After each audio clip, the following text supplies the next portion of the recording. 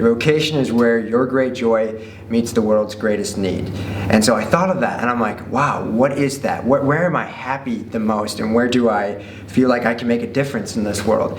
And that for me really came with, you know, where have I found joy? Would that be outside, in nature? And then I thought, you know, I was exposed to the idea of climate change. I'm like, oh my gosh, we are screwed if we don't do something about it.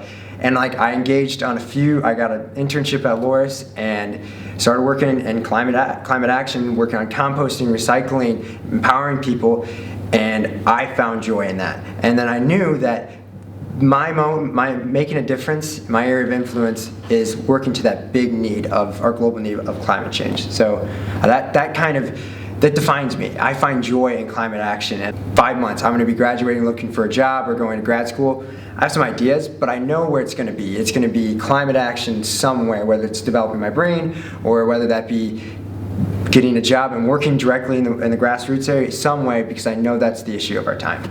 If you're the current president right now, I am angry. It does not matter. If you were in office 2 days now, or 300 days, this had been the issue the moment you stepped into office. Now you're the president, do something about it today. Whether that is, you know, engaging into transitioning our economy to renewable energy, to whatever it may be.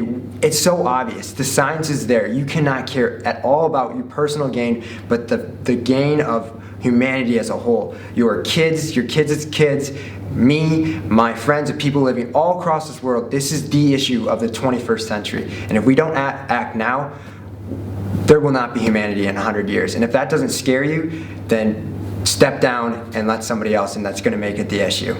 As I was making my decision to go to college and what I would plan on majoring in, I knew I wanted to do something in the future that I was passionate about, something I found that I would have purpose in. I was looking into possibly teaching just from as a young kid. I knew that that kind of career offered a passionate way to go about your life.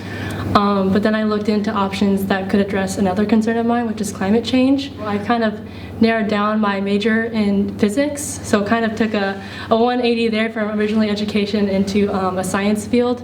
But I think I can really use my skills and my work ethic that I've worked at my entire life and kind of have been influenced by my parents. My dad was a farmer, and so being raised on the farm has kind of driven my work ethic in school with an end goal of doing something that I'm passionate in.